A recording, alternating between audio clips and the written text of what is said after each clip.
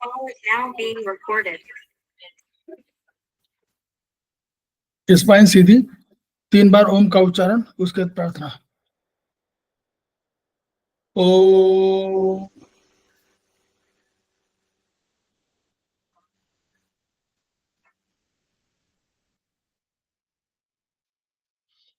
ओ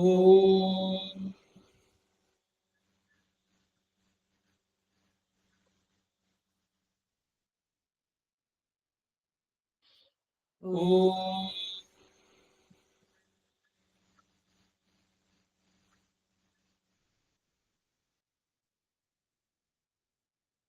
वह शक्ति हमें दो दयानिधे, कर्तव्य मार्ग पर डट जाए, पर सेवा पर उपकार में हम निज जीवन सफल बना जाए।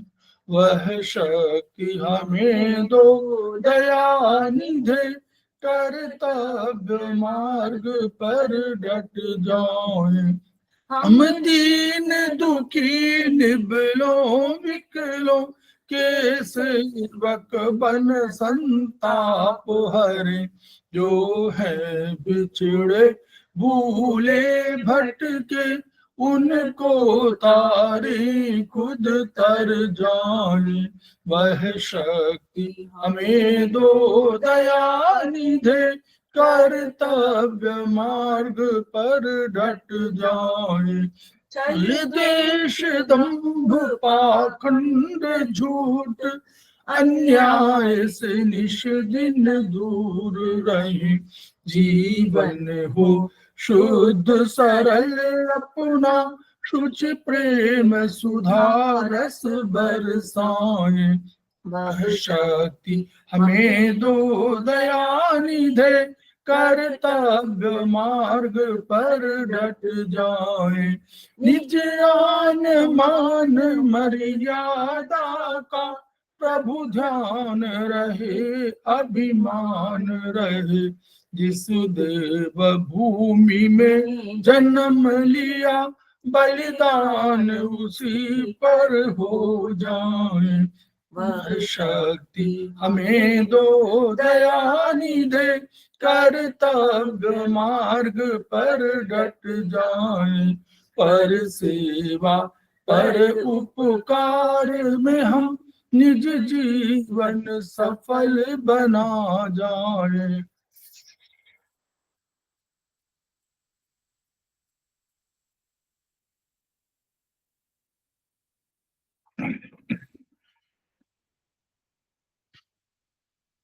समवाय क्लासेस में आप सभी का स्वागत है। हमारे बीच में श्रीमती वर्षा श्रीवास्तव, उपाध्यक्ष समवाय फाउंडेशन, उपस्थित है, उनका स्वागत है। हमारे बीच में संजय सिन्हा जी उपस्थित है, उनका स्वागत है। हमारे बीच में रीता गांधी जी उपस्थित है, उनका स्वागत है। हमारे बीच में गरिमा भारद्वाज जी उपस्थित है, उनका स्वागत है। हमारे बीच में अशोक रंजन जी उपस्थित है, उनका स्वागत है। इसके अतिरिक्त अन्य अगर कोई है तो उनका भी स्वागत है। हम लोग समवाय फाउंडेशन के सदस्य हैं और हम लोग एक्यूप्रेशर शोध प्रशिक्षण एवं उपचार संस्थान प्रयागराज से संबद्ध हैं। वहां के मनीषी ब्रह्मलीन MP खीमकासन की हिमृणी है, जिनके व्यक्तित्व के कारण ये आज जो ये विधा है, और विधा के साथ साथ यह जो इंस्टीट्यूट है उसको यह उच्च स्तर प्राप्त हुआ है। तो संस्थान का एक मोटो है, each one reach one, each one treat one, each one teach one. उसी को आपके माध्यम से जन जन जागरण अभियान के तहत पूरे विश्व में फैलाने का हमारा सपना है। और हमें विश्वास है कि ये विधा जो अपेक्षाकृत कम खर्चीली है, उसका लाभ केवल आपको ही नहीं मिलेगा बल्कि समस्त पीड़ित मानवता को मिलेगा। इन्हीं विचार के साथ हम आज के क्लास की शुरुआत कर रहे हैं। हम लोग आयुर्वेदिक एक्यूप्रेशर में चर्चा कर रहे हैं। चरक 3 को पढ़ाने के पहले, चरक 3 पर बात करने के पहले हम लोग नर्वस सिस्टम पर हम लोगों ने अध्ययन किया। और हम लोग नर्वस सिस्टम के अलावा हम लोगों ने देखा कि जो नर्वस सिस्टम है, सेंट्रल नर्वस सिस्टम जिसको हम लोग कह रहे हैं, उसमें ब्रेन है और स्पाइनल कॉर्ड है। तो हम ब्रेन पर बहुत चर्चा नहीं कर रहे हैं, लेकिन हमने उसके सेलिएंट फीचर्स पर जरूर ध्यान दिया कि वो क्योंकि ब्रेन और स्पाइनल कॉर्ड उसी से निकल रही है। तो हम लोग एक पॉइंट पर विचार करें। हम लोगों ने कहा था कि नर्वस सिस्टम क्या है, तो हम लोग देखते हैं एक आध अगर कोई चित्र मिलता है तो हम लोग उससे शेयर करते हैं, तो फिर हम लोग उस पर बात करते हैं।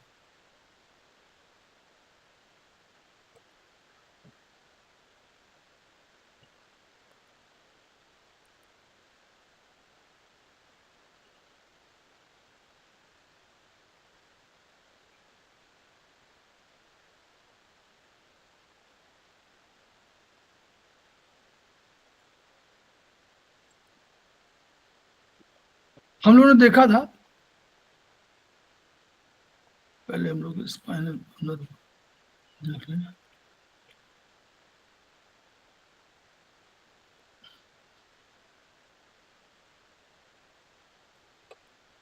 इस आकृति को हम लोग ध्यान से समझ लेते हैं और यही हमारे विचार का पॉइंट होना चाहिए। ये हम लोग नर्वस सिस्टम में बात करते हैं कि तो नर्वस सिस्टम में न्यूरॉन जो है उसका एक, हम लोगों ने पढ़ा था जैसे मानव शरीर के जो स्ट्रक्चर और फंक्शन इकाई है उसको हम लोग कहते थे, कौन सा क्या कहते थे हम लोग? मानव शरीर की स्ट्रक्चर और फंक्शन इकाई क्या है? कोई बोलता है, कोई बताएं। मानव शरीर की स्ट्रक्चर और फंक्शनल इकाई को हम लोग क्या कहते हैं? पहले सेमेस्टर का प्रश्न है। नहीं, हम लोग उसको कहते हैं सेल।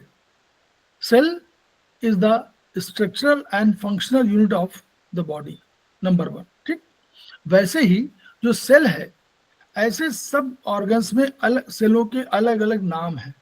हम लोग सेल की यहाँ बात कर रहे हैं, तो इस ब्रेन का जो नर्वस सिस्टम है उसका, उसके जो सेल का नाम है उसका नाम है न्यूरॉन। तो न्यूरॉन जो है सेल बॉडी का स्ट्रक्चर और फंक्शन इकाई है। अब क्या है इसमें? न्यूरॉन के 3 पार्ट है।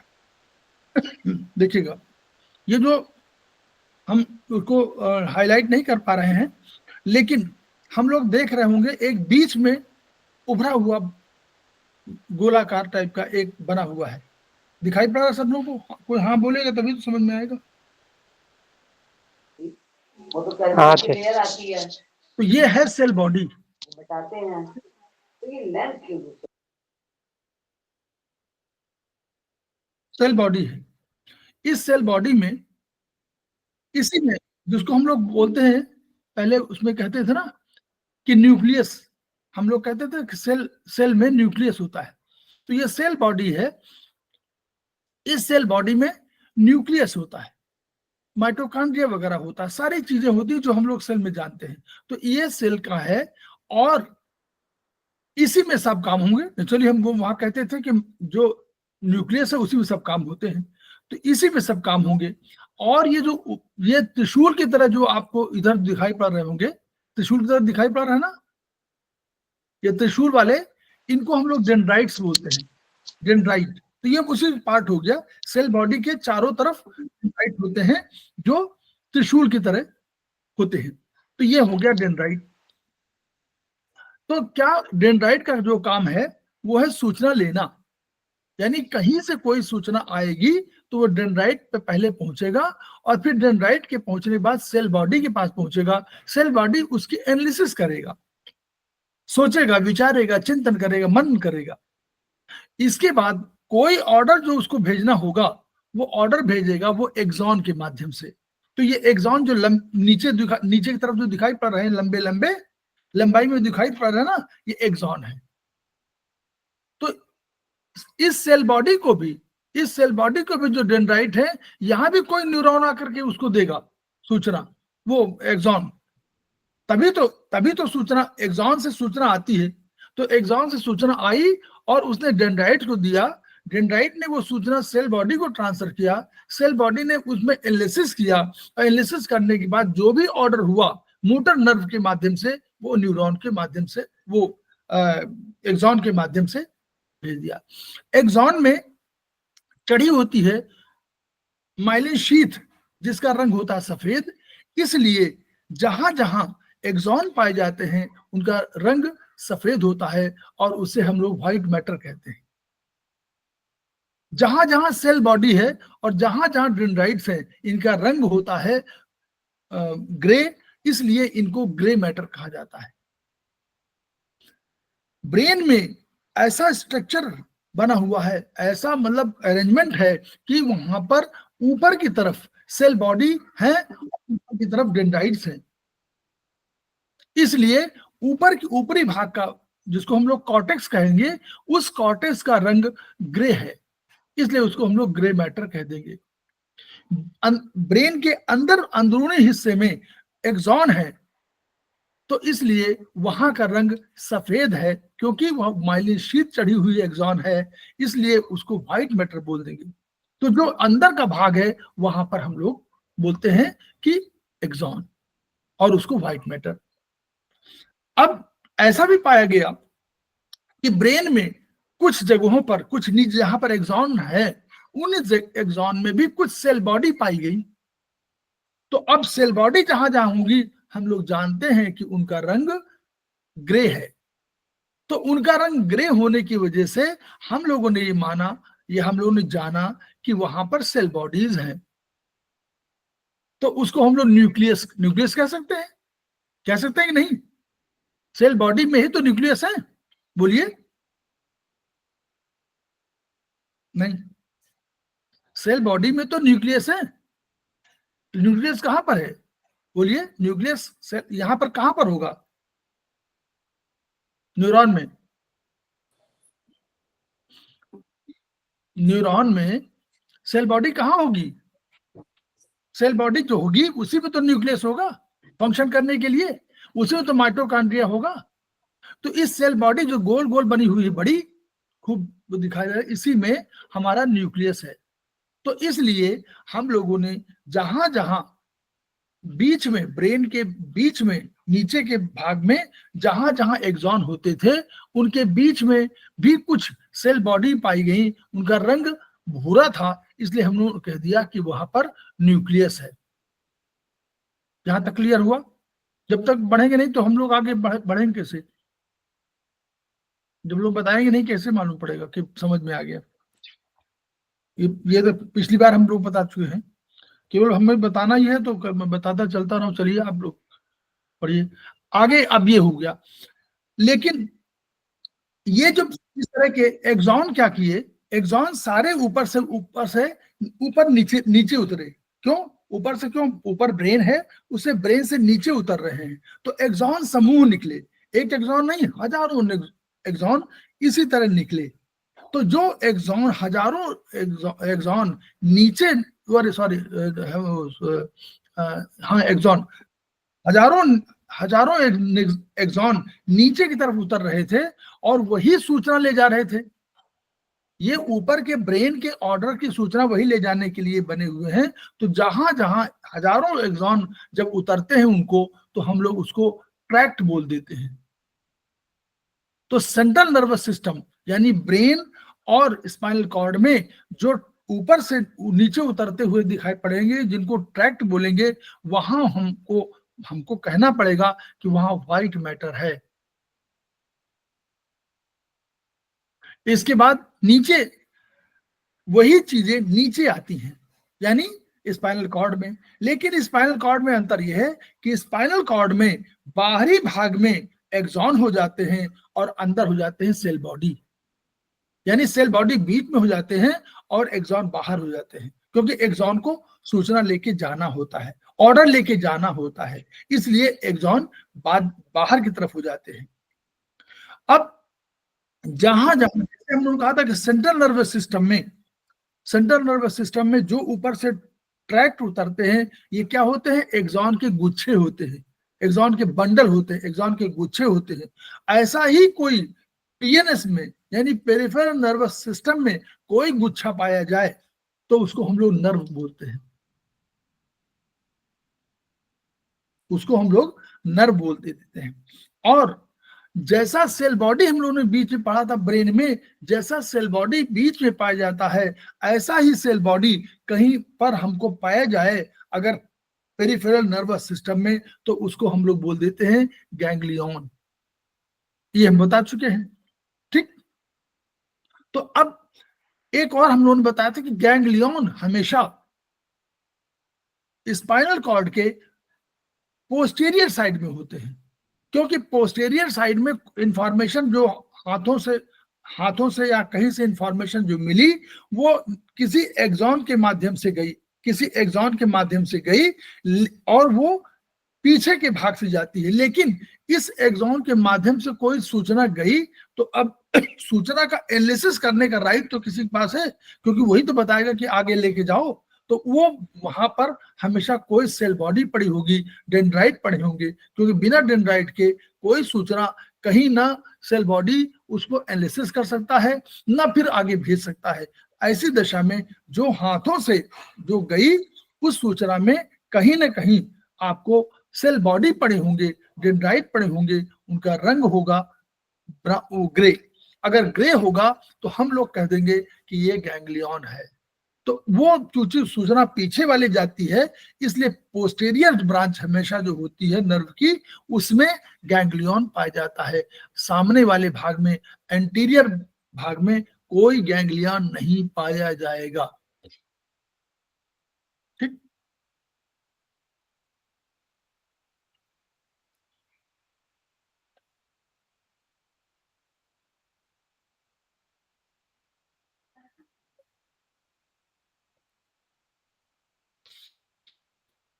इसमें और थोड़ा समझ ले, दो ये वो जो होता है, जो सर्वाइकल वाले उसमें होता है, तो यहाँ पर जो वर्टिब्री की बात कर रहे हैं हम लोग। वर्टिब्री माने हम लोग कहते हैं वर्टिब्री किसकी बनी होती है? बोन की। वर्टिब्री बोन की बनी होती है, हम आप बताते चल रहे हैं, वर्टिब्री बोन की बनी होती है। तो वर्टिब्री में यहां पर देखिए, इस जगह पर थोड़ा सा इनलार्जमेंट होता है, ये सर्वाइकल इनलार्जमेंट कहा जाता है, यानी यहाँ पर मोटा होता है, ठीक है, और उभरा हुआ होता है दोनों तरफ। तो ये उभरा हुआ होता है, ये होता है, देखिए कहाँ पे लिखा हुआ है, C1 से लेकर के C4 तक, C4 से लेकर T1 तक। तो पहला जो है हमारा ये सर्वाइकल इनलार्जमेंट वैसे तो C4 से T1 तक है। तो C4 से T1 तक आपको, इसीलिए T1 के आसपास जहां पर आपका C7 है, आप देखिएगा हाथ छू करके, जहां पर उभरा हुआ भाग एक दिखाई पड़ता है आपके गर्दन में, पीछे की तरफ एक उभरा हुआ भाग दिखाई पड़ता है, वो T1 है, ठीक है, वो T1 है। तो ये इनलार्जमेंट में वहीं पर C7 और T1 है, वहीं पर आपको उभरा हुआ, आप पर पीठ छू के देखेंगे तो वो मिलेगा। इसको सर्वाइकल इनलार्जमेंट कहते हैं, ठीक है। इनलार्जमेंट ये होता है। दूसरा इनलार्जमेंट जो है, दूसरा इनलार्जमेंट लंबोसैक्रल इनलार्जमेंट होता है। लंबोसैक्रल ये वाला होता है हमारा लंबर। अब से देखिए, हम लोग यहाँ समझें, हम लोगों ने कहा था कि जो स्पाइनल कॉर्ड है और जो वर्टिब्रल कॉलम है, दोनों अलग अलग गति से बढ़ रहे हैं। तो दोनों के सेगमेंट में, सेगमेंट माने जो C1 C2 C3 T1 T2 T3, ये सेगमेंट पे अंतर है ना दोनों में, हाँ या ना? बाहर का बाहर का जो है, बाहर क्या है, बोनी। तो बोनी स्ट्रक्चर तेजी से बढ़ता है, इसलिए उसका सेगमेंट बड़े उस पर जाता है, लेकिन रहेंगे तो पूरे उतना ही है। उसी तरह स्पाइनल कॉर्ड में भी C1 से C7 तक रहेंगे, फिर T1 से T12 रहेंगे, L1 से L रहेंगे, सैक्रल से रहेंगे, कोशिक्स रहेंगे, सब रहेंगे, लेकिन वो धीरे से बढ़ते हैं और ये तेजी से बढ़ते हैं, लेकिन सेगमेंट सबके बराबर रहेंगे। तो होता क्या है, जो पहला ऊपर वाला सर्वाइकल वाला है, इसमें अंतर नहीं पाया गया। ये सर्वाइकल वो सर्वाइकल का स्पाइनल कॉर्ड का सेगमेंट और वर्टिब्रल कॉलम जिसको हम स्पाइन बोलते हैं, दोनों के सेगमेंट बराबर है, यानी दोनों के सेगमेंट उसी धरातल पर है, उसी ऊपर है, लेकिन ऐसा नीचे में नहीं है। लंबोसैक्रल में देखें, लंबोसैक्रल में जहां पर हम कहते हैं कि लंबोसैक्रल हमारा L2 से L5 तक, नहीं L2 से S3 तक होता है। देखिए इसमें दिखाई पड़ रहा है L2 से लेकर के S3 तक। ये हमारा ये जो है, ये स्पाइनल कॉर्ड का सेगमेंट है। और अब वर्टिब्रल कॉलम का सेगमेंट देखेंगे तो हम लोग T9 से T12 तक आएगा। ये अंतर है, क्योंकि वो जो है तेजी से बढ़ रहा है तो उसको नीचे तक जा रहा है, तो पहले T1 T9 से T12 तक ये सेगमेंट आता है। तो दो आपको इनलार्जमेंट दिखाई पड़ते हैं, तो उनकी हम लोगों ने चर्चा कर दिया। अब हम लोग आगे बढ़ रहे हैं थोड़ा सा बताने के लिए कि कैसे वो उसका चेंज हो रहा है। नर्व का बता दें ताकि हम लोग फिर आगे हम लोग शुरू हो जाए नर्व पर। अच्छा, वर्टिब्री में एक चीज और बतानी थी, वर्टिब्री के हम बता दें, वर्टिब्री खत्म कर दें तब आगे।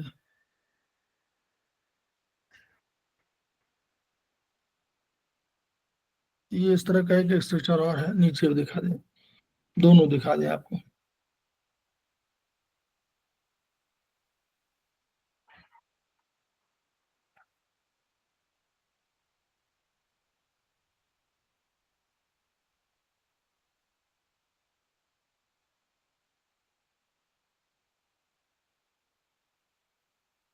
हम लोग वर्टिब्री में जब बात कर रहे हैं तो वर्टिब्री में दो वर्टिब्री पे चर्चा कर दे रहे हैं। एक हमारे तरफ, आपकी तरफ दिख रही होगी लेफ्ट, जिसमें दो कान बने हुए हैं, दिखाई पड़ रहा है आप लोगों को, समझ में आया? जिसमें दो कान बने हुए हैं, एक तो वो है, हाँ या ना? दो कान बने, यस सर, यस सर। इसको बोलते हैं एटलस। ये सर्वाइकल C1 है, ये C1, ये इसका स्ट्रक्चर इस तरह होता है। इन दोनों का स्ट्रक्चर डिफरेंट है और दूसरों का डिफरेंट है। तो जितने हमारे वर्टिब्री है सबका डिफरेंट अधिक पाया जाता है, कुछ कॉमन है लेकिन ये सब शुरुआत के अलग अलग है। तो C1 C2 का बिल्कुल डिफरेंट है। C1 is known as atlas. Atlas माने क्या हुआ? एटलस वो वाला नहीं है जो हम लोग मैप में देखते थे, वो नहीं है। एटलस वो है, एक ग्रीको रोमन राजा है, मतलब राजा क्या, उनको कहें देवता। तो ये माना जाता है कि पृथ्वी को उन्होंने धारण कर रखा है, कि उन्होंने पृथ्वी को अपने कंधे पे धारण कर रखा है। ऐसे चित्र आपको बहुत से मिल जाएंगे। वो एटलस देव, उनका नाम एटलस है, तो एटलस देवता है, उन्होंने पृथ्वी को अपने कंधे पे धारण कर रखा है, तो इसलिए उनके एटलस। हमारे यहाँ क्या कंसेप्ट हुआ कि जो मॉडर्न साइंस ने कहा, उन्होंने कहा कि सर में ऊपर ऑसिपिटल बोन है, और ऑसिपिटल बोन के नीचे ही ये वाली है, ये ऑसिपिटल बोन मान लीजिए ऐसी है, और इसके नीचे ये C1 है।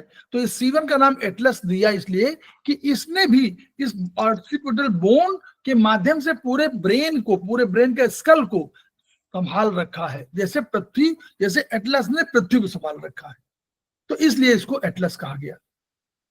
क्लियर हो गया सबको? एटलस भूलिएगा नहीं। अब ये राजा, वो देवता का नाम है, उन्होंने पृथ्वी को धारण कर रखा है।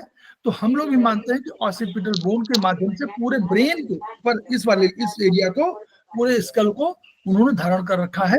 ये इसको हम लोग बोलते हैं, इस, और लोग बंद कर लीजिए, जब पहले हाँ बोल के बंद कर लिया करिए। तो जो आपका मूवमेंट आगे पीछे होता है, यूं यस बोन, यस आप करते ना, ये उस एंगल की वजह से होता है, ठीक है? ये सर ये C1 C2 है सर, ये C1 है, C1 की बात कर रहे हैं। ओनली C1 का स्ट्रक्चर ही ऐसा होता है sir? Only C1, Atlas is only C1। तो ये जो मूवमेंट है, this is due to C1। ये एटलस बोन है जिसने कि ऊपर की ऑसिपिटल बोन को धारण रखा है, तो उसका ऐसा होता है, तो यूं करके यूं मूवमेंट होता है, तो यस बोन, इसीलिए इसको यस बोन भी बोलते हैं। It is Atlas, it is yes bone 2, इसका आगे पीछे यस बोन में मूवमेंट होता है। दूसरे हमें इसके बगल में देखा होगा आपने, दूसरा बगल में है तो मोर और लेस, लेकिन इसमें कान नहीं है। दूसरे वाले में देखिए, इसमें कान नहीं है ना, दूसरे वाले में दिखाई पड़ रहा है आपको? हाँ जी सर, जी सर। इसमें कान नहीं है। यस सर जी। अब लेकिन इसमें एक ये अलग से प्रोसेस है, इसको ओडोंटाइड प्रोसेस कहते हैं, ठीक है? तो ये क्या होता है, ये नो बोन कहलाती है। जो ये मूवमेंट है, ये नो बोन है। ऐसे जो मूवमेंट होता है, this is no bone. Clear sir? ये बीच वाला या साइड वाला? बीच वाला नहीं, अरे ये बोन लेफ्ट वाला, हाँ, ये नहीं नहीं, लेफ्ट वाले में भी एक ये 3 बने हुए हैं ना सर ये। नहीं नहीं, हमने बताया ना कि लेफ्ट वाला तो हमने लेफ्ट बताया, कान बने हुए हैं, तो कान वाला हाँ। तो एटलस है, इसमें कान कहाँ है? हाँ, राइट वाले में सर, राइट वाले में जो 3 ये बने हुए हैं, इनको बता रहे हैं आप, ये बोन की स्ट्रक्चर को बता रहे हैं सर आप? हम पूरी बोन को बता रहे हैं कि yes it is no bone. Okay sir, okay, right. Vertebrae, ये वर्टिब्री है ना, तो बोन है, तो ये bone it is no bone and it is known as axis bone. इसका नाम है एक्सिस, इसका नाम, कान वाले का नाम है एटलस, इसका नाम है एक्सिस। इसमें जो बीच वाला ये है, नीचे जो बीच 3 में दिखाई पड़ रहा है, यहीं पर ओडोंटाइट प्रोसेस होता है। ठीक है, तो ओडोंटाइट प्रोसेस क्या करते हैं, ये मृत्युदंड के समय इसमें बीच में फंस जाता है, और फंसने के बाद वो उसको जो आपका रेस्पिरेटरी सेंटर है उसको बंद कर देता है, तो लोग जो है, जो जिनको फांसी सजा होती है वो मर जाते हैं। अब ये इसी बोन की वजह से ऐसे मूवमेंट यूं करता है, यूं मूवमेंट करता है, जिसकी वजह से हमारा ये जो मूवमेंट करने की वजह से हमारा यस नो बोन यूं यूं घूमता है, इसी की वजह से। एक प्रोसेस पूरा बड़ा है, लेकिन हम बता रहे हैं कि this is second bone is known as axis bone which is said to be no bone 2, और इसका मूवमेंट यूं होता है, और इसी में एडेंटॉइड प्रोसेस होता है, जो कभी फांसी लगने पर इसी पर वो, क्योंकि नुकीला होता है तो वो जाकर के और रेस्पिरेटरी सेंटर जो होता है उसमें घुस जाता है, तो उसको बंद कर देता है। तो यानी जो जिसको सजा होती है वो मर जाता है। ये कंसेप्ट है इसका। ठीक है, आगे बढ़े हम लोग। यस अब सर। देखिए, ये हो जी गया। सर। अब हम लोग एक और चीज थोड़ा समझ लें।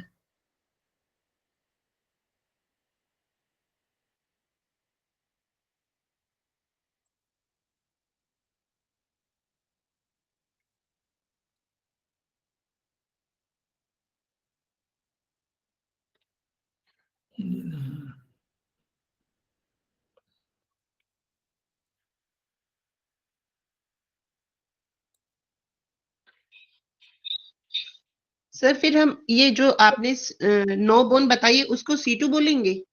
C2 है, C2 है, okay sir. Axis bone C2 bone, atlas bone C1 bone, C1 bone okay sir. Yes bone, C2 bone no bone. Okay. अब देखिए, ये एक स्ट्रक्चर यहां दिखाई पड़ रहा है, ये इसको देखिए, ये वाला, ये स्ट्रक्चर, ये। अब थोड़ा सा वो स्पाइनल कॉर्ड में हम लोग समझते हैं। स्पाइनल कॉर्ड में क्या होता है, आपको दिखाई पड़ रहा होगा, ये तो एक स्ट्रक्चर और हमारे पास अभी था, हम लोगों ने देखा था कहीं पर, कहाँ चला गया वो, इसमें है नहीं।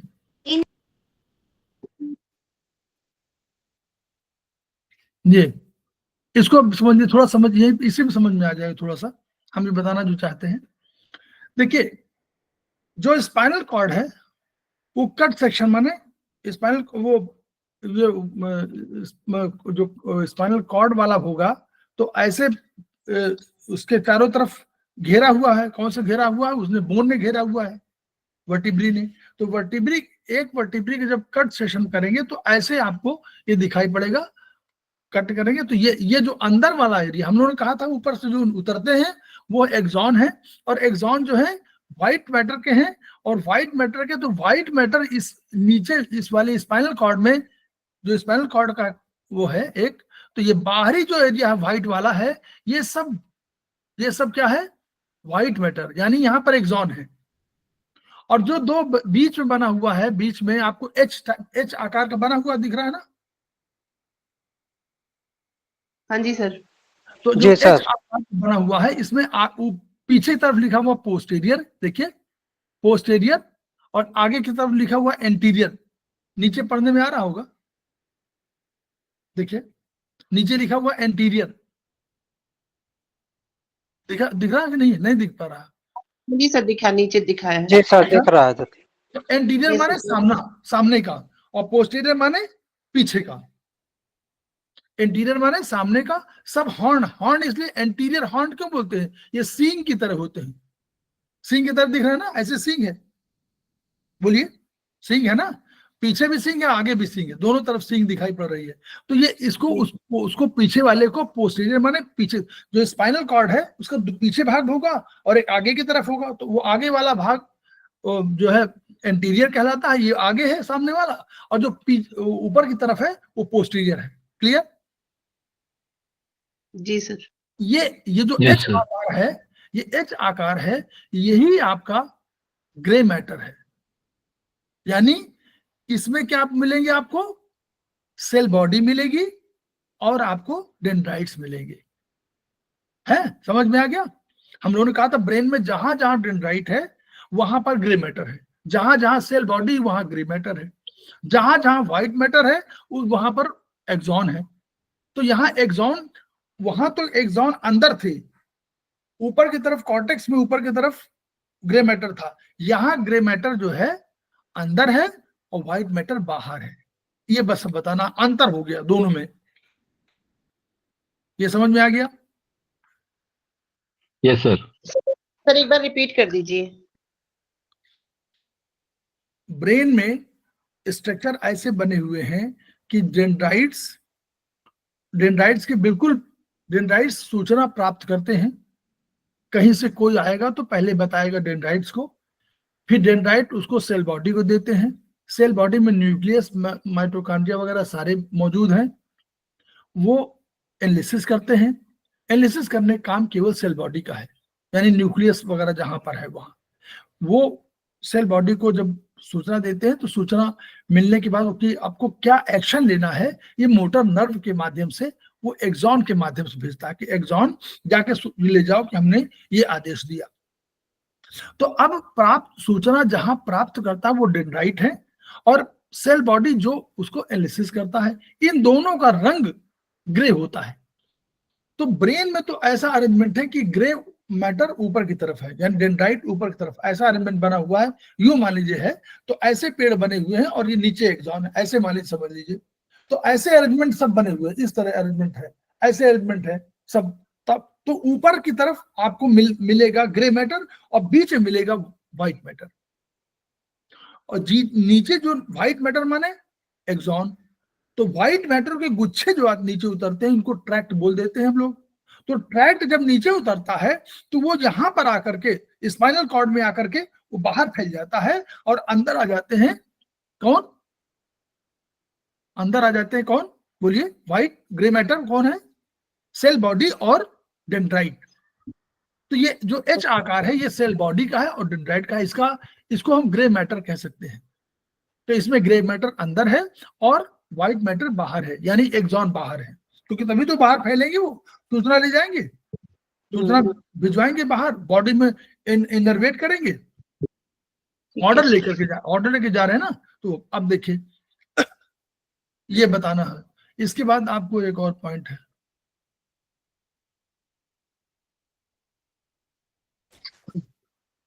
ये जो हमारे वर्टिब्रा वो है, स्पाइनल कॉर्ड है, ये स्पाइनल कॉर्ड चारों तरफ से किससे घिरी हुई है?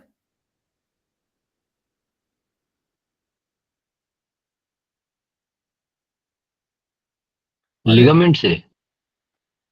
नहीं, लिगामेंट सर मसल से मसल हड्डियों से है। अरे हड्डी नहीं होगी तो मसल वसल क्या कर लेंगी? ब्रेन को सुरक्षा मिली है, ऐसे तो इसको सुरक्षा, वही तो आपकी स्पाइनल कॉर्ड है। वो क्या स्पाइनल कॉलम है? जो स्पाइनल, जिसको वर्टिब्रल कॉलम बोलते हैं, वही तो स्पाइन है। बार बार बता चुके हैं कि अंदर सुरक्षित है नर्वस सिस्टम। नर्वस सिस्टम बिल्कुल सुरक्षित है। ये बीच में बाहर की तरफ बोनी स्ट्रक्चर है, कठोर, जिसको जल्दी आप भेद न सके, हड्डी का बना हुआ है। तो हड्डी का, इसके चारों तरफ हड्डी का स्ट्रक्चर है, उसी को वर्टिब्रा हम लोग बोलते हैं। उस वर्टिब्रा के अंदर सुरक्षित है। वर्टिब्रा, मान लीजिए वर्टिब्रा यूं है, इसके बीच में जाती है सारी, ऐसे जाता है यूं करके, यूं नर्वस सिस्टम, नर्वस वो नर्व्स है ना, नर्वस सिस्टम को बना हुआ है। तो ये नर्वस टिश्यू को बना हुआ है, तो यूं जाता है यूं, और चारों तरफ भरा हुआ है। तो अब क्या होता है, जब भी कोई नर्व निकलेगी तो इनको भेदेगी ना, कोई छेद होना चाहिए। तो जैसे हम लोग जैसे हम लोगों ने बताया था कि ऊपर से नीचे आने के लिए एक फोरामेन होगा, फोरामेन माने छेद, जब भी फोरामेन की बात हो होल समझ लीजिए। तो ऊपर से जैसे ये जो बना हुआ है एच आकार का, ये तो इसका स्ट्रक्चर है नर्वस सिस्टम का ना, नर्वस टिश्यू है ये। तो ये नर्वस टिश्यू बीच में भरा हुआ है ऐसे यूं करके यूं, और इसके चारों ओर जो है वर्टिब्री है जो घेरे हुए हैं इसको। अब एक वर्टिब्री और दोनों वर्टिब्री के बीच में जब तक कोई कुशनिंग इफेक्ट नहीं होगा, जिसको हम लोग इंटरवर्टिब्रल डिस्क बोलते हैं, अगर वो डिस्क ना हो तो ये क्या होगा, एक दूसरे रगड़ जाएंगे और बोन चिपक जाएंगे। बोन अपने आप जुड़ती है, हड्डी अपने आप जुड़ती है ना, क्योंकि बोन क्या है, जो बोन क्या है, जीवित टिश्यू है। कोई भी जीवित टिश्यू दो होगा तो मिलेगा तो क्या होगा, जुड़ सकता है ना। तो ऐसे ही बोन जुड़ जाती है। इसलिए जब आप कभी जोड़ते हैं तो अपने आप बोन जुड़ती है, आप वो डॉक्टर नहीं जोड़ता है, वो केवल प्लास्टर कर देता है कि ऐसे एक दूसरे चिपके रहे तो अपने आप जुड़ जाएंगे। तो लेकिन जुड़ना नहीं है हमको, तो मूवमेंट फ्लेक्सिबिलिटी देनी है कि इधर उधर मूवमेंट कर सके, यूं करके यूं, नहीं तो कर ही नहीं पाएंगे। तो उसके लिए एक डिस्क होती है कार्टिलेज का बना हुआ, वो डिस्क होती है, वो क्या करती है, कुशनिंग इफेक्ट देती है। जैसे हमारे गाड़ियों में शॉक एब्जॉर्बर होता है, वैसे कुशनिंग इफेक्ट देने, आप ऊपर से जंप करते हैं तो जंप करने में ऊपर होगा ना, अगर ये ना हो तो क्या होगा, एक हड्डी दूसरी हड्डी से टकराएगी, चूर चूर हो सकती है। तो ये कुशनिंग इफेक्ट देता है। तो ये दौड़ने में, खेलने में, कूदने में, फांदने में, इन सब में काम देती है। This is known as intervertebral disc. तो जैसे ये होता और ऐसे यूं ऊपर से नीचे जा रही है। अब इस नर्व को इनर्वेशन माने प्रभावित करना, किसी लिम्ब में जाना, किसी भाग में जाना, किसी शरीर के ऑर्गन में जाना, किसी शरीर को हाथ में जाना, पैरों में जाना, यही तो है हमारा इनर्वेशन। ये काम करता है पेरिफेरल नर्वस सिस्टम। तो यूं जब जाती है तो निकलने के लिए बाहर तो दरवाजा यूं है, दरवाजा बंद है, तो यहां कोई छेद होगा तभी तो निकल पाएगी। याद करिए, ऐसे बंधा हुआ है ना, वर्टिब्रा ऐसे बंधा हुआ है ना। Yes sir. जी सर। जी सर। अगर इसके बीच में नर्व है तो इसमें निकलेगी तो कोई छेद चाहिए ना। तो इसी तरह दोनों तरफ से छेद होते हैं। क्लियर, यहां तक क्लियर हुआ कि नहीं? जी सर। जी सर। इन्हीं छेदों से, इन्हीं होल से, इन्हीं फोरामेन से नर्व जो है बाहर निकलती है।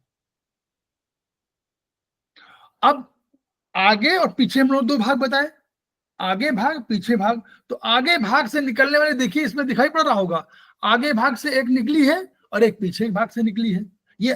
ये आगे इधर हम जो आपको दिखाई पड़ रहा पहले, ये आगे वाला है और उसके पीछे वाला है, पोस्टीरियर वाला पहले पीछे दिखाई पड़ रहा, देखिए ठीक है। तो दो दिखाई पड़ रहा है, दोनों निकली है, निकलना दिखाई पड़ रहा है, जो मोटी मोटी दिखाई पड़ रही हैं। हम जी सर। जो मोटी मोटी ब्राउन कलर के दिखाई पड़ रही हैं, हल्के से Yes, sir. ब्राउन, वो वाली है। दिखाई दे।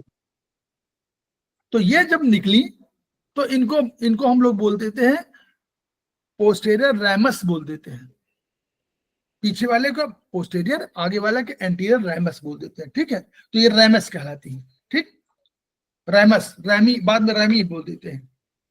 अब आपने रैमी तो समझ लिया ना, इसको आगे बोलेंगे पोस्टेरियर नर्व रूट, और इसको बोलते हैं नर्व रूट माने रूट, उसका मार्ग समझ लीजिए, उसकी जड़ कह लीजिए, आगे वाली जड़ पीछे वाली जड़।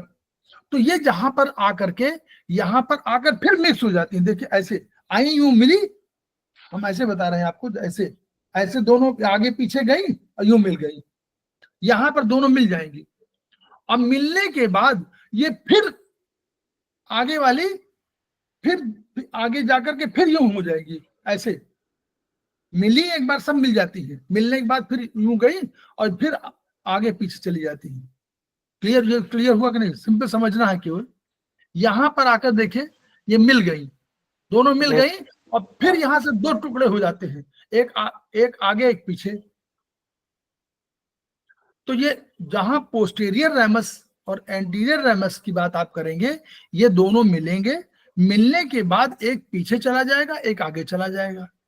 तो जब पीछे चला जाएगा वो आपके ब्रेन में, सर में, पोस्टीरियर पीछे के साइड वाला का ब्रेन, नेक और लिम्स को आपको सप्लाई करेगा, इनर्वेट करेगा। और जो आगे वाला है वो आपको आगे के पोर्शन के लिए हेड, नेक और लिम्स को, और लेटरल साइड को, उनको प्रभावित करेगा। यानी लेटरल साइड में कोई प्रॉब्लम होगी तो वो एंटीरियर रेमस की वजह से होगी, लेकिन हम लोग समझ पाएंगे नहीं, क्योंकि एंटीरियर रेमस अभी आगे क्या करता है। एंटीरियर रेमस यानी एंटीरियर वाला भाग जो होता है, सामने वाला, एंटीरियर में सामने जो दिखाई पड़ रहा है, जो आपको पहले दिखाई पड़ रहा होगा, इधर देखिए, ऊपर वाले में देखिए, जो आपको इधर आपकी तरफ जो दिखाई पड़ रहा है ये है एंटीरियर। ये आगे जब जाकर के फिर यूं बन गया तो एक आगे चला गया, एक पीछे चला गया। अब तब तक मालूम ही नहीं पड़ेगा पीछे से आया कि आगे से आया। याद करिए, सब मिक्स हो गई ना, तो आपको पहचानने में दिक्कत, किसी को पहचानने में दिक्कत होगी कि ये, एक सेकंड,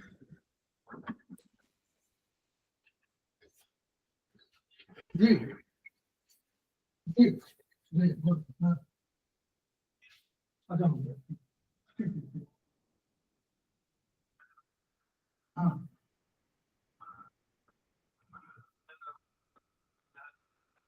आप जी जी हमको बता दीजिए टोटल कितना होगा तो हम करवा दें, और अकाउंट दे दीजिए।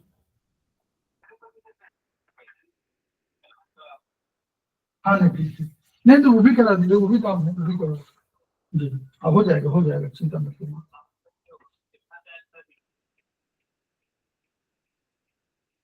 नहीं कुछ नहीं, आप अगर वो हो तो आप फोटो ले लीजिएगा, भिजवा दीजिएगा हमें। जो हमें देखिए ऐसा है ना कि हमको यात्रा नहीं जा रहे हैं ना, ऐसा मत सोचिए, तो उसमें है ना, हाँ बस तो बहुत चिंता की बात नहीं, ठीक है ना, बहुत चिंता की बात नहीं, ठीक, ओके, थैंक यू।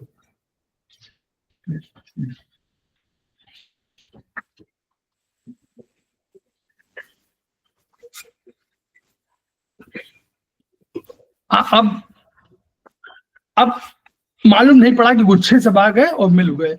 अब क्या है कि जो आगे वाला भाग है, इसकी एक और स्ट्रक्चर बता दें। आगे वाला जो रेमस के रूप में है, रेमस उसको बोलते हैं, यानी एंटीरियर रेमस और पोस्टीरियर रेमस दोनों मिल गए। अब मिलने के बाद इन्होंने गुच्छा बना लिया, और गुच्छा बनाने के बाद फिर एक एंटीरियर आगे वाला चला गया, एक पीछे चला गया। अब जो पहले से नर्व रूट आकर के, अब क्या होता है, आगे चल के देखिएगा आप इसमें वर्टिब्री में, जैसे ही आगे बढ़ता है, जब इस जहां मिलन वाला जहां दिखाई पड़ रहा है, देखिए पीछे में लिखा हुआ है, देखिए पोस्टीरियर रूट गैंग्लियन लिखा हुआ है लेफ्ट साइड में, कहीं गैंग्लियन दिखाई पड़ रहा है आप लोगों को? लेफ्ट साइड में देखिएगा, posterior root, posterior root ganglion लिखा हुआ है। हाँ, तो गैंग्लियन इसीलिए जो पोस्टीरियर भाग में होगा वही तो गैंग्लियन होगा, तो गैंग्लियन उसको कहते हैं जहां सेल बॉडी पड़ी हो। तो जब सूचना जहां पर तीर लेफ्ट साइड में बिल्कुल एक्सट्रीम लेफ्ट चले जाएगी, वहीं तो कोई ऑर्गन होगा, हाथ होगा, पैर होगा, कुछ होगा, तो उसी एरिया में वहां से सूचना कोई आएगी तो एक्सॉन से लाएगी, एक्सॉन आएगा और यहाँ पर इस जगह मिलेगा। तो जब मिलेगा तो कोई ना कोई सेल बॉडी पड़ी होगी तभी तो वो एनालिसिस करेगी, इसलिए उसको वो जाएगी कहाँ, पीछे वाले भाग से जाएगी, इसलिए पोस्टीरियर रूट में ही गैंग्लियन होता है। इसलिए पोस्टीरियर रूट में ही, पीछे वाले रूट में ही गैंग्लियन होता है, क्योंकि आगे वाला तो ऑर्डर लेके आएगा और ऑर्डर लेने के बाद चला जाएगा, तो उसके में तो एक्सॉन ही होगा, उसमें तो गैंग्लियन हो ही नहीं सकता। क्लियर? नहीं समझ में आया? Yes sir, clear. फिर बताएं, जैसे नीचे से एक यहां पर कोई दर्द हुआ, पेन हुआ, कोई आदमी पीटा मारा, कुछ भी हुआ, ये सूचना एक्सॉन लेके गया और उस एक्सॉन लेके जाता है, उसको जाना है पीछे, स्पाइनल कॉर्ड के पीछे के दरवाजे से जाना है उसको।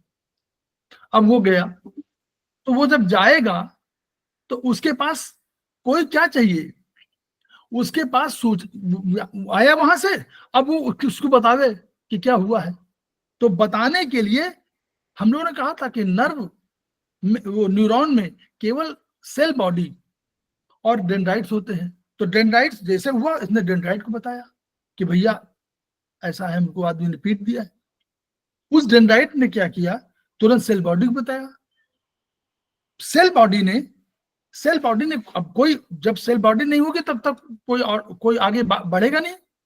तो उसने फिर एक्सॉन को सूचना दिया और वो गया यहाँ तक, आपके इसमें स्पाइनल कॉर्ड तक। स्पाइनल कॉर्ड फिर अपना कोई एक हरकारा भेजेगा या जो भी एक्शन लेना, ऊपर चला जाएगा, ब्रेन तक चला जाएगा। अल्टीमेटली एनालिसिस किया ब्रेन ने। तो जब ब्रेन ने एनालिसिस किया, तो ब्रेन ने जब अब भेजा तो वो आगे के दरवाजे से, आगे की तरफ से आया। तो इसलिए आगे के दरवाजे में तो केवल एक्सॉन मिलेगा, ऊपर से नीचे तक एक्सॉन ही मिलेगा।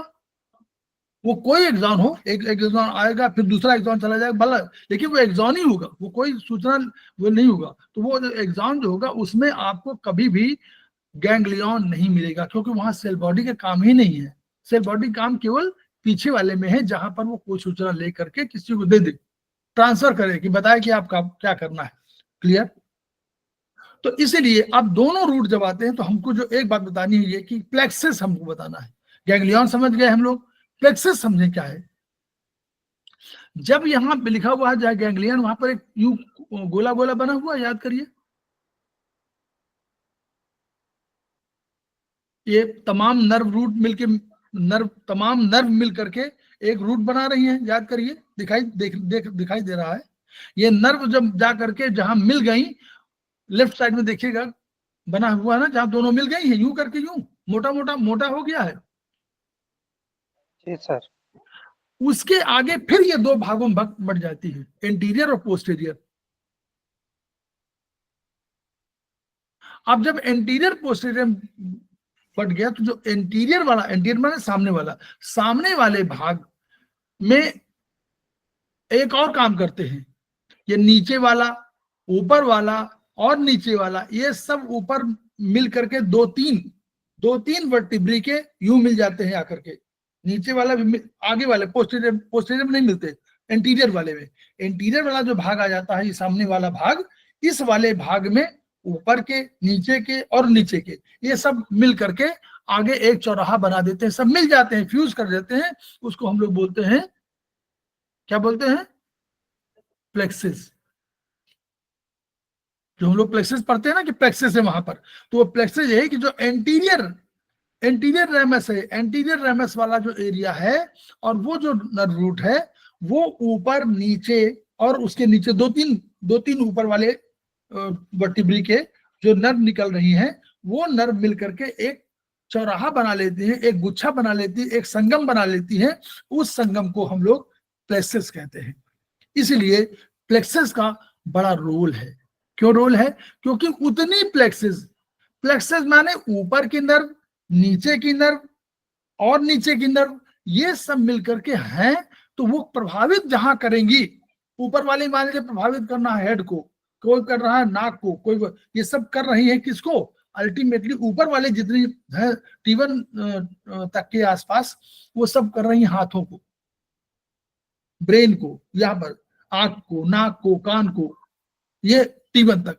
T1 से फिर नीचे जब उतरी तो उन्हें उसी एरिया में उन्हें हुआ, तो उनका हार्ट को, लंग्स को, उसमें से अब चूंकि ऊपर नीचे तीन तरह होती है, इसलिए ये नहीं समझ में आता कि उसमें से कोई ऐसी, आगे पढ़िएगा आप लोग किताब में, कि कोई जाकर के यहाँ और ऊपर आंख को ही प्रभावित कर रही है। तो ये उसका इनर्वेशन एरिया कहलाता है। इसलिए इनर्वेशन एरिया में हम लोग जब कभी आगे ट्रीटमेंट करेंगे तो हम लोग कोशिश करेंगे कि आगे पीछे कभी कर लें, ऊपर नीचे कभी कर लें। ये बस ये समझाना। इसी क्योंकि ये मालूम नहीं हो पाएगा कि यह ऊपर के वाले से है कि नीचे वाले से, क्योंकि मिल गई है ना यहाँ पर, और फ्यूज होकर के एक फिर उन्होंने एक संगठन बना लिया और जाकर चौराहा बना लिया। तो जो चौराहा है, वो चौराहा प्रभावित करेगा कई ऑर्गन्स को, कई चीजों को, क्योंकि ऊपर का भी है, नीचे की नर्व है, पीछे और बीच की नर्व है, नीचे की नर्व है, और ये नर्व मिल करके एक चौराहा बनाया हुआ है एंटीरियर साइड में। तो वो जो आगे का लेटरल का और लेटरल भाग का और आगे के भाग का, एंटीरियर और लेटरल भाग में प्रभावित करने की क्षमता इसको है, प्लेक्सस को। तो प्लेक्सस माने हमेशा हमेशा नॉर्मली हमेशा प्रभावित करेगा एंटीरियर पोर्शन को, लेटरल पोर्शन को, क्योंकि ये एंटीरियर रेमस से बना हुआ है। यहां तक क्लियर हुआ? जी सर। ठीक।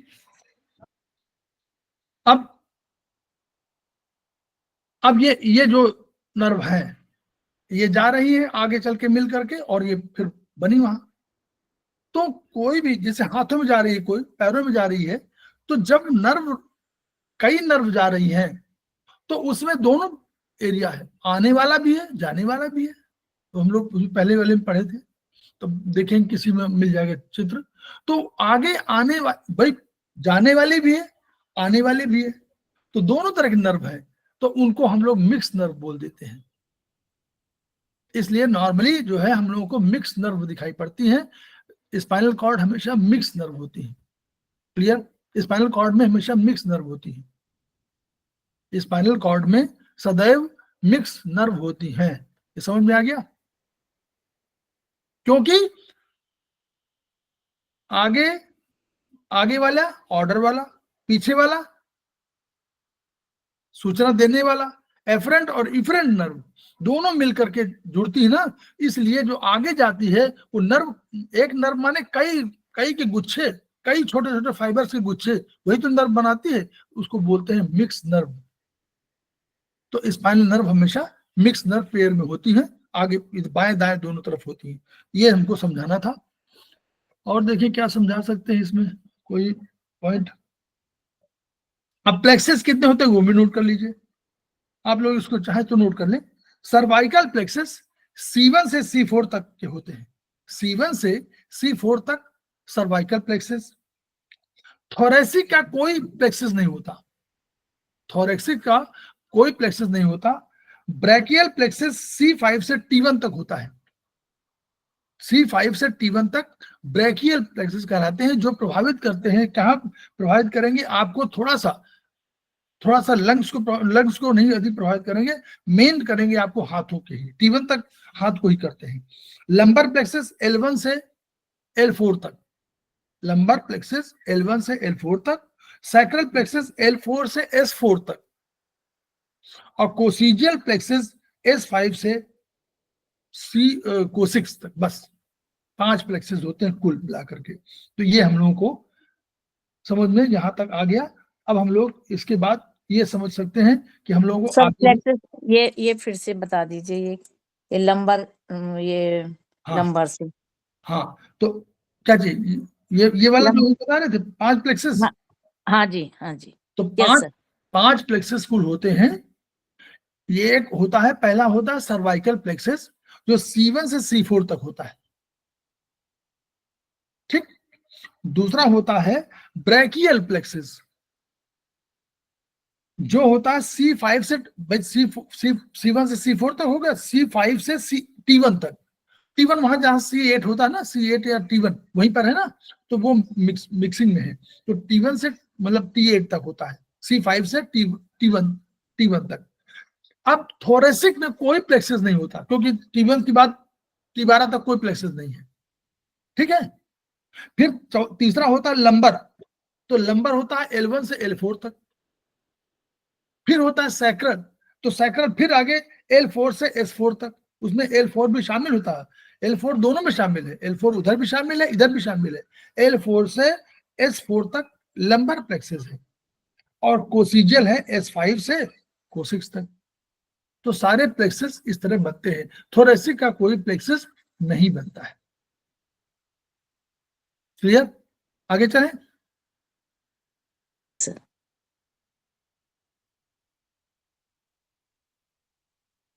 ये चल रहा था सर थोड़ा सा देखिए, एक बार थोड़ा और रिपीट। C1 to C5, हाँ, C1 से निकल के C4 तक सर्वाइकल एक हो गया सर। C5 to C1 है T1 ये बैकिंग जो बैक प्लेक्सेस है, हाँ, ब्रैकियल पीछे वाला। Brachial plexus. Brachial plexus C5 से T1 तक है। प्लेक्सस सारे आगे वाले में होते हैं, समझ लीजिए। और लंबर L1 से L4 और फिर सैक्रल L4 से S4 और प्रोसीजर S5 से Co6, बस। सर्वाइकल में 7 होते हैं ना, हाँ 7 वर्टिब्री होती है उसमें। जी हाँ हेलो जी जी हाँ। सर, उसमें सर्वाइकल में 7 वर्टिब्रीज होती हैं, तो आप 5 तक बता रहे हो, तो उसके आगे नहीं आएगा वो? T1 तक, T1 तक और उसके आगे तक और उसके नीचे तक, T1 तक। C8 के आगे T1 आएगा ना, तो वहां पर, वहां तक। हेलो, हाँ जी, हाँ जी। T1 कह रहे हैं, वो तो पूरा शामिल हो गया ना। T1 में तो और नीचे चला आया। T1 से C5 बोल रहे हो ना आप? तो 7 जो बचेंगे और नहीं, सुनिए तो, पहले C1 से C4 तक, T1 से 1 to 4 हो रहा ना, आवाज आ रही तो आपको समझ में खुद नहीं आएगा। C1 से C4 पहली वाली। हाँ जी। ये किसी और का रुका हुआ, किसी मित्तल जी बंद करिए। ब्रैकियल प्लेक्सस C5 से T1 थोरेसिक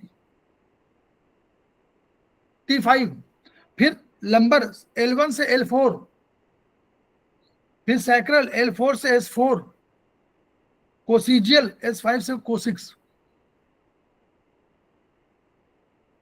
ठीक है, हो गया। हाँ जी, ठीक। अब हम लोग देखिए। नमस्कार सर, मुझे एक क्वेश्चन पूछना था। प्लेक्सेस में खाली एक्सॉन्स होते हैं? हाँ, एग्जाम होंगे और क्या। ओके, और सेल बॉडी गैंग्लियन हो गई? सेल बॉडी गैंग्लियन तो होगा नहीं इसमें, ये तो नहीं, करने जा जो रहा है। गैंग्लियन है वो सेल बॉडीज हुए और एक्सॉन्स हुए वो प्लेक्सेस हुए। नहीं, क्योंकि प्लेक्सस माने जो एंटीरियर भाग वाला वही बनाता है, इसलिए उसमें प्लेक्सस, उसमें केवल एक्सॉन ही होंगे। वो इनर्वेट करने जा रहा है ना, वो प्रभावित करने जा रहा है, वो ऑर्डर वहां से लेने नहीं जा रहा है।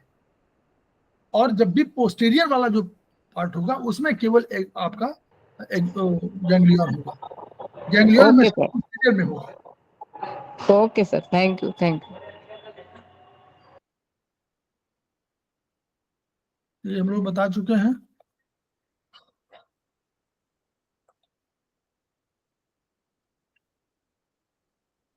ये भी हो गया। अब हम लोग आगे, सब हो गया ना आपका। अब हम लोग केवल जाना है किताब पे जाए। अब हम लोग बुक पर आ जाते हैं। ठीक, now we come to book हम लोग चरक 3 का पार्ट 1 ये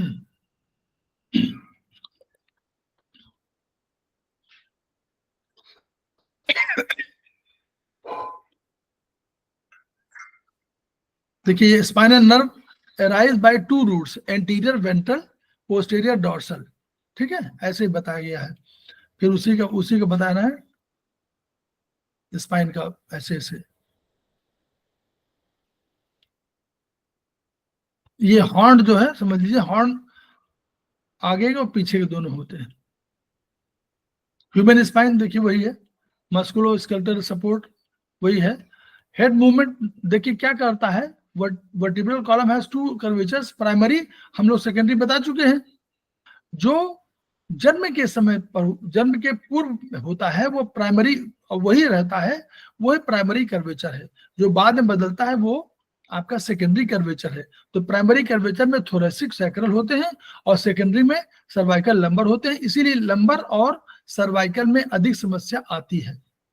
ये इसलिए क्यों होता है, क्योंकि आपको खड़े होना है, और खड़े होना है तो आपको ग्रेविटेशनल फोर्स, गुरुत्वाकर्षण के नियमों का पालन करना है।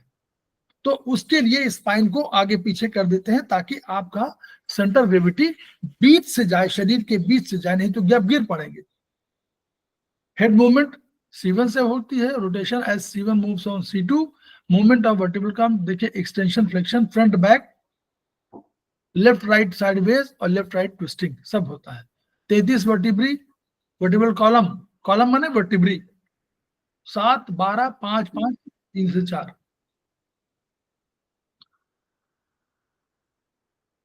ये उसका स्ट्रक्चर है।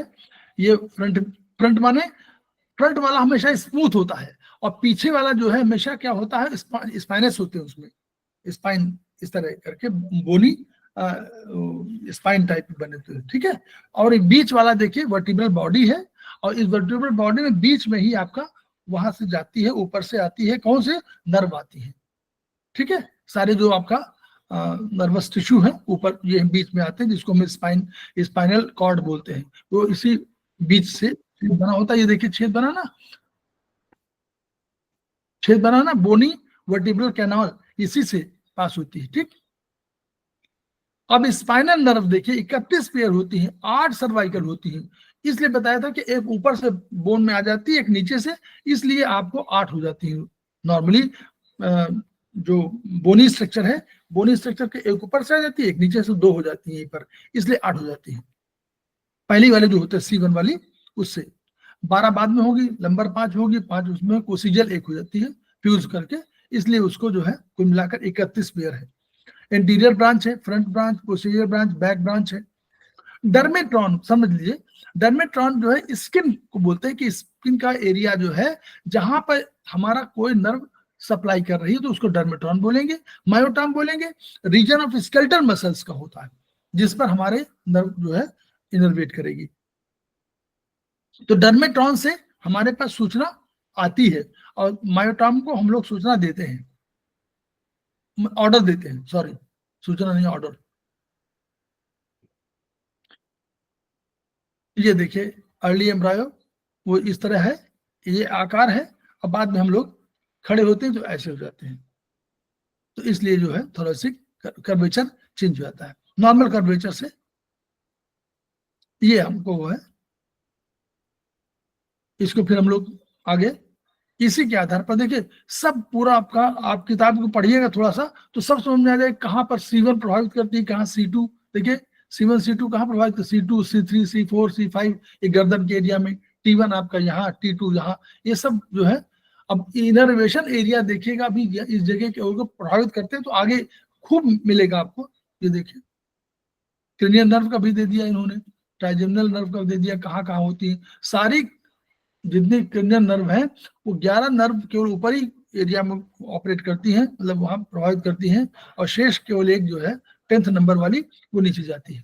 और ये सब का एरिया देखिए दिया हुआ है। इस एरिया को प्रभावित कौन करता है, अंगूठे में दर्द है, देखिए क्या लिखा हुआ है C6 C7 C8 3 है अंगूठे और जो हथेली वाले पोर्शन में 3।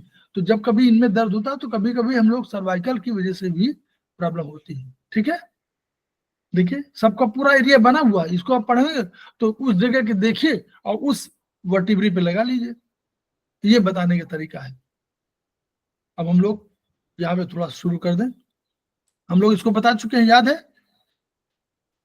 बोलिए याद है सबको लोगों को, सर्कुलेशन सिस्टम, डाइजेस्टिव सिस्टम और नर्वस सिस्टम, और उसके साथ हम लोगों ने एक कौन सा सिस्टम जुड़ा था, एक सिस्टम कौन जुड़ रहा ऊपर, बोलिए एक सिस्टम कौन जुड़ा है ऊपर, बस बोलिए। Spine nervous system, nervous system sir, तंत्रिका तंत्र, वो तो लिखा हुआ है, इसके अलावा ब्रेन एंड स्पाइन का।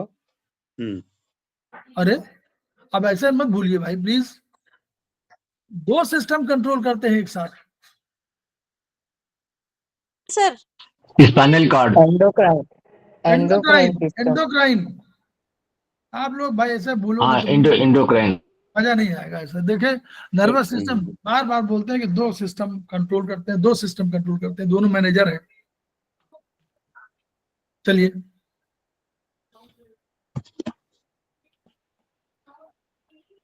हम लोग आज ट्रीटमेंट में आ गए, कम टू ट्रीटमेंट। ये तो कलर वगैरह हम लोग जानते हैं, लाइए हम लोग अब आ गए, ये भी उपचार का तरीका है बढ़ाने घटाने का एनर्जी को। आ गए। ठीक है, यहीं से हम लोग, ये हम लोगों ने कहा, ये बनाया गया कि वर्टिब्रल नर्व रिलेटेड ट्रीटमेंट है। तो मेन क्या है कि ये अगर वर्टिब्रा में कोई चीज है, जैसे वर्टिब्रा, वर्टिब्रा माने बोनी स्ट्रक्चर, बोनी स्ट्रक्चर में कोई प्रॉब्लम हो रही है, देखिए ये लिखा है कि 33 वर्टिब्री होती है। तो इन वर्टिब्री को मिलाकर टोटल हम लोग को कितना, हमारे पास कितने, ये हाथों में, हथेली में कितने हमारे जॉइंट्स है?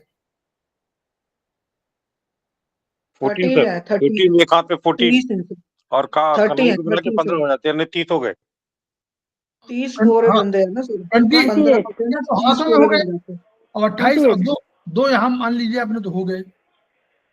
तो इनका मतलब कहने का है कि अगर देखिए, अगर आपका लेफ्ट साइड में है, लेफ्ट साइड बता रहा है कोई कि लेफ्ट साइड में वर्टिब्रा, बिल्कुल रिपोर्ट में है, मान लीजिए कि लेफ्ट साइड की सिंगल वर्टिब्रा में आपको प्रभावित हुआ है, तो आप लेफ्ट साइड से शुरू करेंगे, नीचे से कहाँ शुरू करेंगे? इन यांग का सिद्धांत के अनुसार नीचे क्या है? कोशिक्स नीचे आएगी ना, कोशिक्स कहाँ आएगी? नीचे आएगी ना, नीचे आएगी कलाई में सर। तो यानी उसी तरह नीचे से शुरू किया हम लोगों ने और ऊपर की ओर बढ़े। देखिए फिर क्या हुआ, यहाँ पर क्या हुआ, नीचे से ऊपर S5 आएगा, कोशिक्स के बाद S5 आएगा, S5 के बाद पूरा S4 आएगा, याद करिए सर। यहाँ एंगल देखेगा, लेफ्ट में ही देखेगा, यहाँ से शुरू किया हम लोगों ने, आया है। हम लोग को उस सिद्धांत को याद रखना है कि हम लोग 0, 1, 2 और 0, 1 और 1, 4 और 2, 3 जो हम लोगों ने रखा था, वो किसी सिद्धांत के आधार पर था, प्रोफेसर पार्कजीवो के सिद्धांत, एनर्जी के कंसेप्ट के हिसाब से। तो थंब की एनर्जी और इनकी एनर्जी में अंतर पाया गया था, लेफ्ट हैंड की एनर्जी, इस एनर्जी के उसमें मूवमेंट में अंतर पाया गया। इस सिद्धांत के आधार पर देखिए, यहाँ 0 शुरू हुआ, ऊपर तक गया, तो C5, S5 और S4। जब ये इस उंगली में आया तो नीचे से ऊपर तक मूवमेंट नहीं हुआ, यहाँ तो मूवमेंट क्या, नीचे से S5 से ऊपर S4 है, यानी नीचे से ऊपर मूवमेंट है। लेकिन इस उंगली में ऐसा मूवमेंट नहीं हुआ, इस जैसे इसमें मूवमेंट नीचे से ऊपर था, इसमें ऊपर से नीचे हो गया उंगली में। क्यों? वही एनर्जी सिद्धांत के आधार पर। जब हमने कहा था कि थंब के बगल में जो है, तो वहां थंब के बगल में क्या रखिएगा, अगर 0 यहाँ पर है तो हम कहते थे कि 1/4 थंब की तरफ रखिए, और थंब में कहते थे 1/4 उंगली की तरफ रखिए। क्लियर है आयुर्वेद? Yes sir. उसी सिद्धांत के आधार पर ये एनर्जी यहां से यहां गई, जब इसमें ये ट्रांसफर हुई तो ऊपर से नीचे आई, तो देखिए S3, S2, S1 आ गया, फिर L5, L4, L3 आ गया, फिर L2, L1, D12 आ गया, फिर D11, D10, D9 आ गया। अब now come to second hand. तो इसके बगल में ये था, इसके बगल में, उंगली के बगल में फिर उंगली आ गई। अब देखिए इसमें फिर मूवमेंट चेंज हो गया, यहां तो ऊपर से नीचे आ रही थी, इसमें मूवमेंट फिर नीचे से ऊपर हो गया। याद करिए, देखिए D8, D7, D6, D5, D4, D3, D2, D1, C7 हो गया कि नहीं हो गया? ऐसा क्यों होगा? सिद्धांत वो है जो हम लोगों ने वहां आयुर्वेदिक एक्यूप्रेशर में 0, 1, 0, 1, 4, 2, 3 का लगाया था सिद्धांत। उसमें क्या लगाया था बोलिए? थंब के बगल में कौन आना चाहिए? थंब में लगा रहे हैं तो 0 हमने बीच में रखा। अब 1, 4 किधर आना चाहिए? Towards the finger sir, fingers की तरफ, फिंगर। ठीक है, इधर की तरफ तो आएगा। इसमें लगाते थे तो क्या कहते थे? 0, 1 किधर आना चाहिए? Toward thumb. टुवर्ड थंब, यानी एंगल चेंज हो गया ना। इधर देखिए, इधर से 0, 1 और यहाँ पे इधर हो गया 0, 1 हुआ कि नहीं हुआ? Yes sir. यहाँ से तो आप दाहिने तरफ कर रहे थे और इधर आप इधर लेफ्ट पे कर रहे हैं, तो बदला ना था ना। इसी तरह फिर यहाँ आप कह रहे थे कि 0, 1 इधर का एंगल कर रहे थे और उसमें एंगल इधर कर रहे थे। तो ये जिस सिद्धांत के आधार पर वहां हुआ था, यही सिद्धांत यहाँ भी लागू हुआ। एनर्जी पैटर्न जो प्रोफेसर अंडरस्टूड सर, समझ गया सर। तो अब इसी तरह आपको यहाँ पर करना है। जब इस हाथ से इस हाथ में करेंगे तो एनर्जी पैटर्न बदल जाएगा। उसी तरह अंगूठे से इस उंगली में करेंगे तो एनर्जी पैटर्न बदल जाएगा, एनर्जी मूवमेंट पैटर्न जिसको बोलेंगे। यहां हम करेंगे तो इस अंगूठे से इसमें एनर्जी पैटर्न बदल जाएगा, लेकिन इस हाथ से इस उंगली में आएंगे, इस हाथ में आएंगे तो दोनों में एनर्जी पैटर्न बदल जाएगा, डायरेक्शन बदल जाएगा। तो अब जब यहां पर आया, फिर देखिए C4 तक गया, D6, C6, C5, C4, फिर यहां पर चेंज हो गया अंगूठे में C3, C2, C1। क्लियर हुआ सर? बिल्कुल बिल्कुल क्लियर हो गया। ठीक। सर एक चीज सर रिपीट करते हैं। हमने कहा कि ये लेफ्ट में थ्रू जो किया था आपने कि लेफ्ट में इफेक्टेड हुआ, लेफ्ट इफेक्टेड का मतलब नहीं समझ में आया ठीक से, नॉट श्योर हो, मतलब चोट लगने जैसी व्यवस्था क्या है उधर? नहीं, कोई रिपोर्ट, ये तो वो कह रहे हैं, देखिए हम लोग बता नहीं रहे, वर्चुअली कोई रिपोर्ट आई जिसमें कहा उसने कि लेफ्ट वर्टिब्रा C5 प्रभावित है, या तो C5 बोल देगा तो लेफ्ट राइट दोनों हो गया। अगर उसने बाय द वे कह दिया कि लेफ्ट साइड आपका प्रभावित है, मान लीजिए रिपोर्ट में कहीं, हम लोग रिपोर्ट नहीं जानते, वो रिपोर्ट बताएगा लेफ्ट साइड, तो आप इस वाले में लेफ्ट साइड में आप ट्रीटमेंट शुरू कर देंगे, तो इस तरह ट्रीटमेंट करेंगे। रिपोर्ट नहीं है सर, पेशेंट आके कहता है कि लेफ्ट साइड में पेन हो रहा है तो भी मानेंगे लेफ्ट साइड ही? नहीं, चलिए भाई, हम तो यही तो बोलेंगे कि भाई लेफ्ट साइड ही कह रहे हैं, यहाँ दर्द होगी, यहाँ गिर पड़े तो यानी लेफ्ट साइड ही तो प्रभावित होगी, या इस तरफ गिर पड़े तो या लेफ्ट साइड, तो हम लोग उसके हिसाब से रिपोर्ट लेंगे।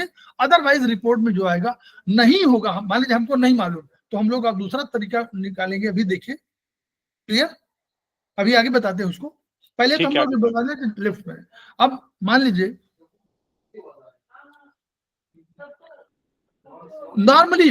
नॉर्मली हमको क्या करना चाहिए, श्रवण जी आप बताओ, नॉर्मली हमको क्या करना चाहिए? नहीं मालूम कोई रिपोर्ट सर, तो फिर दोनों तरफ को, लेकिन दोनों तरफ कैसे ले सकते हैं? दोनों तरफ नहीं ले सकते कि तो... नहीं, नॉर्मली हमने एक चीज कहा कि हम दोनों तरफ तो लेना चाहिए, बेस्ट, वो तो बेस्ट है, लेकिन नॉर्मली क्या लेना चाहिए? सिद्धांत याद रखिए, सामान्य विशेष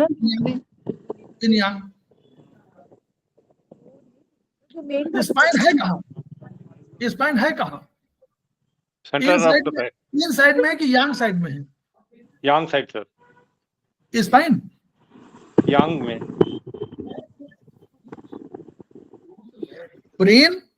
ब्रेन को यांग माना जाएगा और इसको माना जाएगा इन, तो इन हो गया sir. Nervous system, central nervous system के दो भाग हुए, एक ऊपर एक नीचे, नीचे वाला इन, ऊपर वाला यांग। इन हो गया सर। राइट वाला इन, लेफ्ट वाला यांग, ठीक? तो हम लोग ऐसे शुरू करेंगे, इस ये हो गया। अगर ये ऊपर वाला राइट वाला है, उसी तरह उसमें कर दिया गया, राइट से शुरू किया गया, तो राइट से S5 S4 ऐसे पूरा ऊपर नीचे आया, और उसी तरह ये आगे अंत में आ गया। दोनों में आप देखिए, दोनों C1 में क्या है, एक C1 जो है लेफ्ट में, एक राइट में है। तो आपके लिए आसान है कि अगर आप कुछ नहीं जानते हैं तो अगर C1 का करना है तो ये इसमें लगाएंगे, हो जाएगा, दोनों में लगा देंगे तो C1 हो गया। देखिए C1 कहाँ पर आ रहा है? दाहिने में, और यहाँ लेफ्ट में आ रहा है। तो C1 को लगाना हो तो दोनों के नीचे वाले में लगा देंगे, कोशिश लगाना हो तो नीचे वाले लगा देंगे तो कोशिश से हो जाएगा। याद रखिए, यानी C1 और कोशिश का दोनों का आपका इसमें लगा दीजिए तो C1 कोशिश का हो जाएगा, C1 का भी होगा, कोशिश का होगा। ऊपर क्या है, C1 कोशिश, वहां भी आ जाएगा, दोनों में लगा देंगे तो। सर क्लियर हुआ नहीं सर? लेकिन नॉर्मली हमारा कहना है कि हमको राइट से शुरू करना चाहिए। अगर हमको नहीं मालूम तो राइट माने इन, लेफ्ट माने यांग, राइट माने इन, तो हम लोग इससे शुरू करें ना, इनसे, फिर जहां पहुंचना पहुंचेंगे 30 में। तो इसलिए अधिकांशतः आपको मिलेंगे पहले प्रोटोकॉल राइट बेस पर मिलेंगे, ये मेरे हिसाब से है। और आपको नहीं मालूम, दोनों में लगा दीजिए। कहाँ पे लगा देंगे दोनों में, तो C1 भी हो जाएगा, कोशिश भी हो जाएगा, ठीक है ना, दोनों हो जाएगा, ठीक है सर। तो अब जो उपचार करना, बस 2 मिनट का और समय बस, क्योंकि हमको ज्वाइन करना है दूसरा क्लास। अगर कोशिक्स में फ्रैक्चर कह रहे हैं तो देखिए हम लोग ट्रीटमेंट किया है राइट मेगा मेरिडियन, कहीं से शुरू किया। कोशिक्स में फ्रैक्चर है तो हम लोगों ने माना कि नीचे है सबसे, कोशिक्स माने सबसे नीचे, इन में राइट RMM, और उसका ट्रीटमेंट हम लोगों ने किया 268। 26 क्यों किया? सर किसी का माइक चालू, डिस्टरबेंस हो रहा है बीच बीच में। बंद कर दीजिए प्लीज।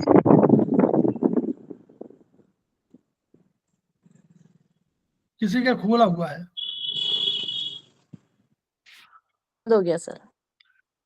तो 268 क्यों करेंगे बोलिए?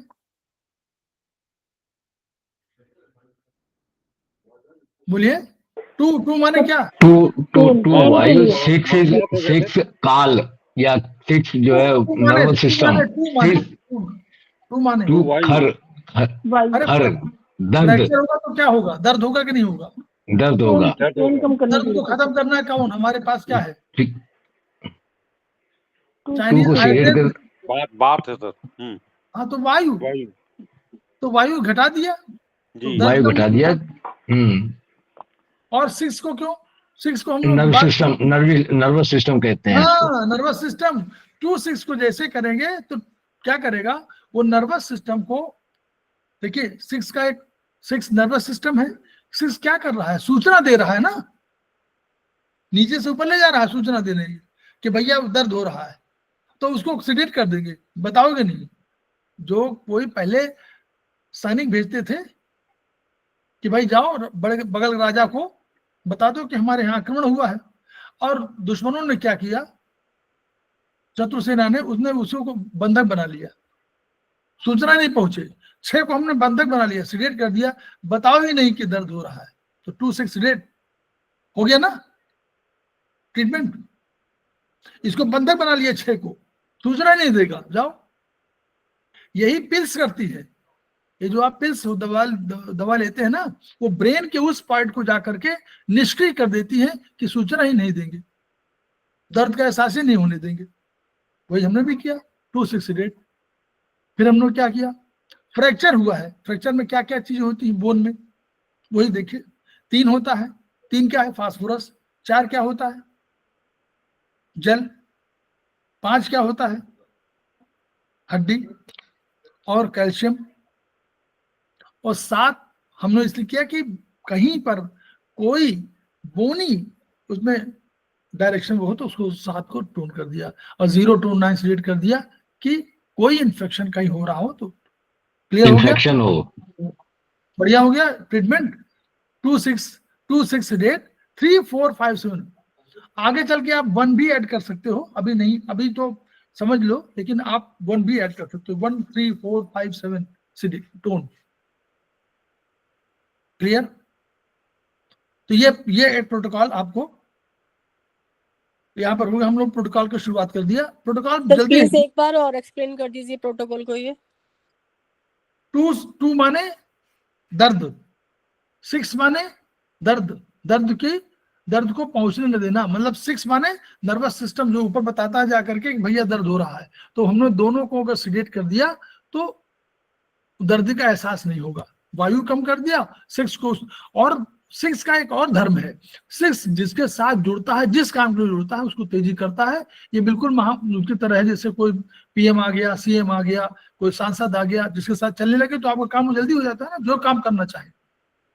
तो वही ये CM PM के रूप में है। 6 नर्वस सिस्टम है, बहुत इंपॉर्टेंट है। तो ये इंपॉर्टेंट आदमी है जिसके साथ चला गया, फोटो खिंचा लिया, उन्होंने कहा कि हमने सांसद के साथ फोटो खिंचाया, और 4 जगह बता दिया कि हम सांसद, तो अरे बहुत महत्वपूर्ण आदमी है, बस वही हो गया। तो 6 जिसके साथ जुड़ा उसको जो काम करना है वो करा दिया। तो 2 कह रहा था हमको घटाना है तो घटा दिया। 3 माने फास्फोरस, अग्नि। जो फ्रैक्चर हुआ है, फ्रैक्चर माने बोन टूटी है, तो बोन के जोड़ने के लिए जो चीजें चाहिए, बोन में होता है फास्फोरस, बोन में होता है जल, बोन में होता है कैल्शियम, या बोन स्वयं 5 नंबर है ना, तो कैल्शियम, तो कैल्शियम, फास्फोरस, जल सब बढ़ा दिया। 7 को हम लोगों ने इसलिए टोन किया कि हड्डी खराब, गलत दिशा में न जुड़े, इसलिए 7 को 2 कर दिया। क्लियर हो गया?